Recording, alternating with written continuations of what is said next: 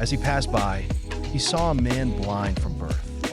And his disciples asked him, "Rabbi, who sinned, this man or his parents, that he was born blind?"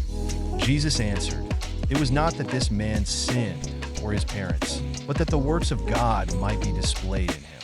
We must work the works of him who sent me while it is day. Night is coming when no one can work. As long as I am in the world, I am the light of the world." Having said these things, he spat on the ground and made mud with the saliva. Then he anointed the man's eyes with the mud and said to him, "Go, wash in the pool of Siloam," which means sent. So he went and washed and came back seeing. The neighbors and those who had seen him before as a beggar were saying, "Is this not the man who used to sit and beg?" Some said, "It is he." Others said, "No, but he is like him." He kept saying, "I am the man." So they said to him, "Then how were your eyes opened?" He answered, "The man called Jesus made mud and anointed my eyes and said to me, 'Go to Siloam and wash.' So I went and washed and received my sight." They said to him, "Where is he?" He said, "I do not know." They brought to the Pharisees the man who had formerly been blind. Now it was a Sabbath day when Jesus made the mud and opened his eyes. So the Pharisees again asked him how he had received his sight. And he said to them, "He put mud on my eyes, and I washed, and I see." Some of the Pharisees said, "This man is not from God, for he does not keep the Sabbath." But others said, "How can a man who is a sinner do such signs?" And there was a division among them.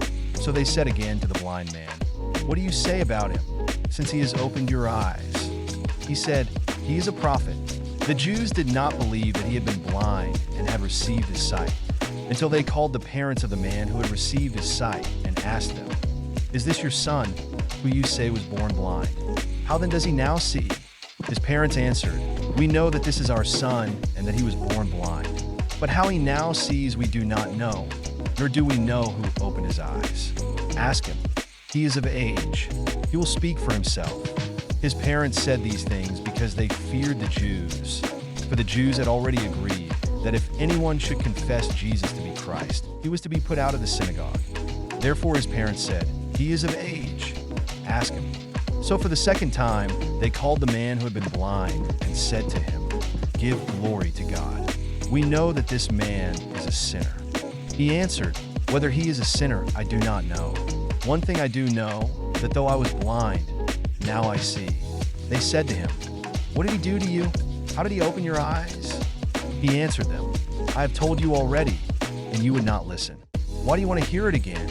Do you also want to become his disciples?" And they reviled him, saying, "You are his disciple, but we are disciples of Moses. We know that God has spoken to Moses. But as for this man, we do not know where he comes from." The man answered, "Why, this is an amazing thing. You do not know where he comes from, and yet he opened my eyes. We know that God does not listen to sinners, but if anyone is a worshiper of God and does his will, God listens to him. Never since the world began has it been heard that anyone opened the eyes of a man born blind. If this man were not from God, he could do nothing." They answered him, "You were born in utter sin, and would you teach us?" And they cast him out. Jesus heard that they had cast him out. And having found him, he said, "Do you believe in the Son of Man?" He answered, "And who is he, sir, that I may believe in him?" Jesus said to him, "You have seen him, and it is he who is speaking to you." He said, "Lord, I believe." And he worshipped him. Jesus said, "For judgment I came into this world, that those who do not see may see, and those who see may become blind." Some of the Pharisees near him heard these things and said to him, "Are we also blind?" Jesus said to them, "If you were blind, you would have no guilt. But now that you say, 'We see,' your guilt remains."